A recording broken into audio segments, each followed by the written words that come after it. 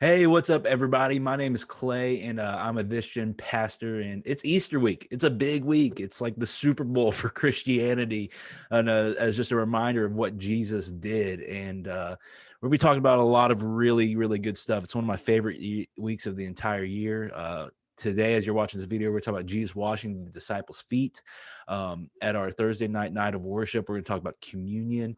And then Sunday morning, obviously, we're going to talk about Jesus rising from the dead. So it's going to be a phenomenal few days of talking about what Jesus did over Easter. And as I said, I want to talk about Jesus washing his disciples' feet because it's one of my favorite stories. It's an incredible story. It's a story that not many of us would be willing to do, but it might just be something that we need to do. And I think that's the case because if you read through the scripture, it becomes very clear of how we should act. So I'm just going to dive in. John 13, 1 through 5 is where we're going to start. And I'm just going to share some things that challenge me throughout this scripture. And it says this in verse 1.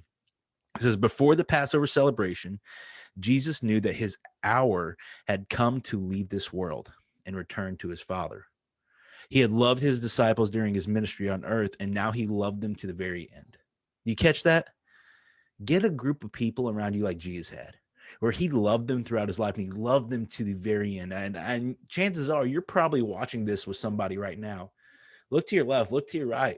Tell them you love them real quick because we should be loving the people that we are in groups with. We should be loving the people that we lead with. We should be loving people that love the people that we do life with. Like these are people that we should love and love to the very, very end.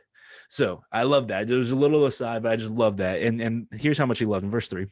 This is what it ends up talking about. Jesus knew that the Father had given him authority over everything and that he had come from God and would return to God.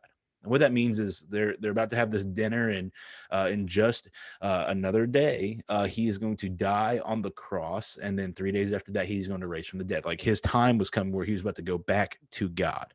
And then verse 4. So he got up from the table, took off his robe, wrapped a towel around his waist, and poured water into the basin. Then he began to wash the disciples' feet, drying them with a towel he had around him. That last thing is just, it's crazy to me that the King of Kings, the Lord of Lords, the creator of everything to ever exist, the last thing he does before he has dinner with them and he ends up going to get arrested and all that, so he washed his disciples' feet. Now, I don't know about you, but I think feet are pretty repug. I mean, they are gross. And especially back then, because like back then they had this like tradition where you wash your feet before the meal. And part of the reason you wash the feet before the meal was because it was a very dusty road that they walked on. They wore sandals. So like people's feet would be absolutely disgusting. So then you have Jesus going and washing those disgusting feet. But why would he do that? If he's King of Kings, if he's Lord of Lords, why would Jesus wash these nasty feet? Why would he give them a pedicure or manicure? I don't really remember. Manicure's hands, pedicure's feet. Why would he give them a pedicure, basically? He did it because he wanted to serve them. This is what it ends up saying in verse 12 through 17. This is just great stuff Jesus said, and he explains himself because the disciples are like, why are you doing this? It says this, verse 12. After washing their feet, he put on his robe again and sat down. And he asked, do you understand what I was doing? You call me teacher and you call me Lord, and you are right. I love how you acknowledge that they're right, because that is what I am.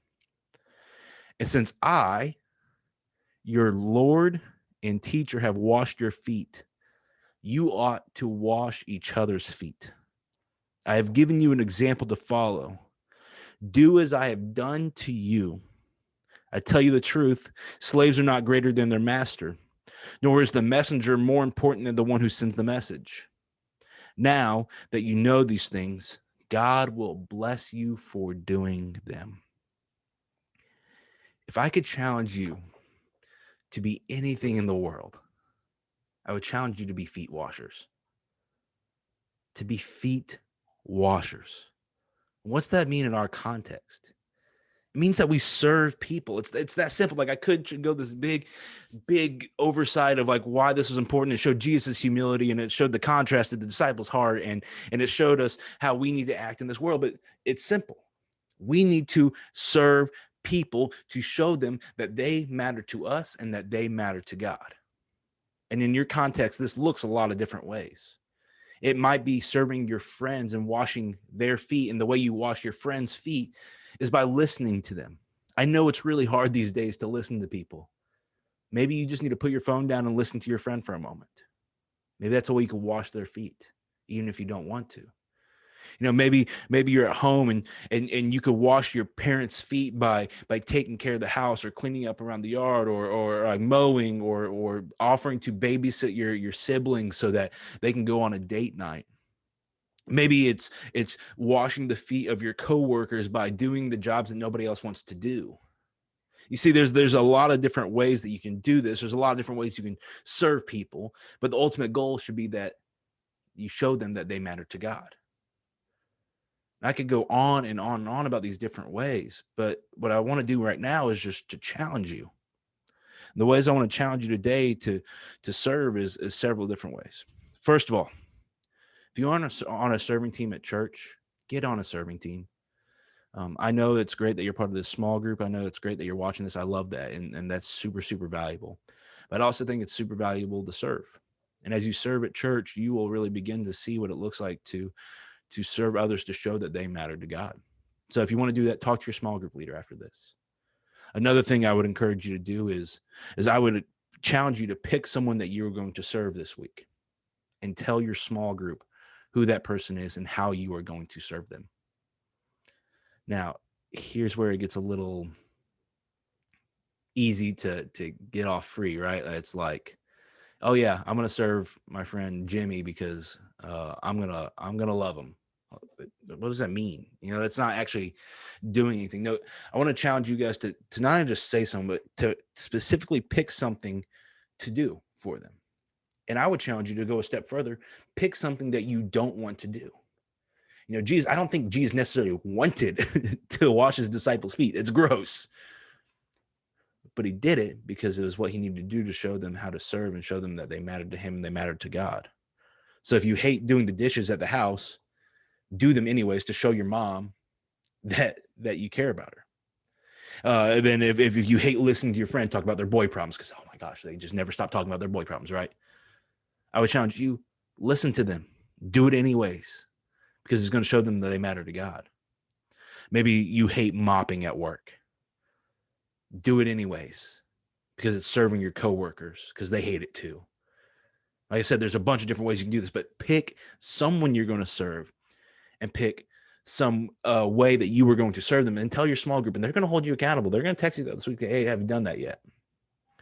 And then what I'm going to challenge you to do to finish that is if your parent or your friend or your coworker or whoever ask you why you are doing what you're doing, I would challenge you to simply respond by saying, I'm doing this to show you that you matter to me and that you matter to God.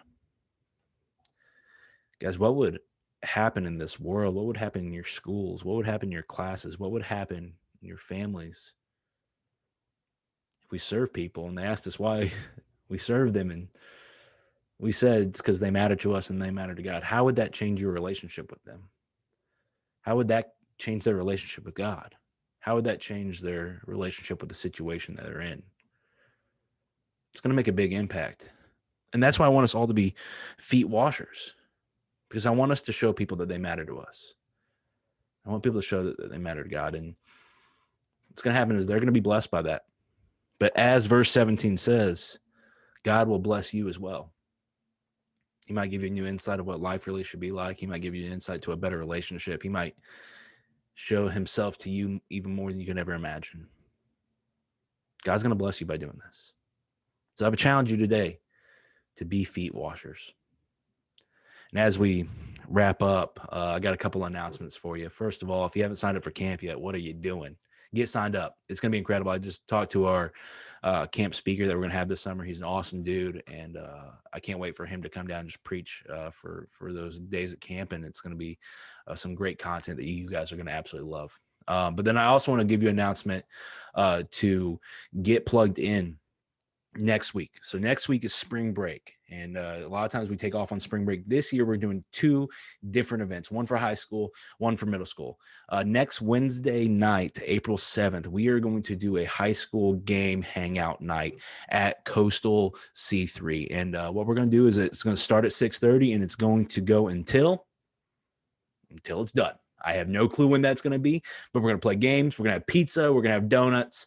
We're going to have all sorts of stuff on the screens, and we're just going to have a really good time together. The boys, you remember last time we did an event at Coastal C3 with a bunch of games, and we're not going to have that kind of night, but we are going to have an awesome game night. So take your spring break high schoolers, 6:30 until whenever it ends at Coastal C3. We're going to have a game night. It's going to be a lot of fun.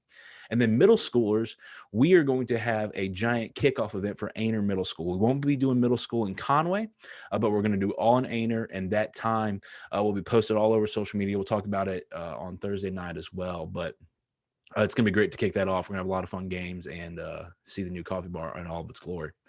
So that's what I got, guys.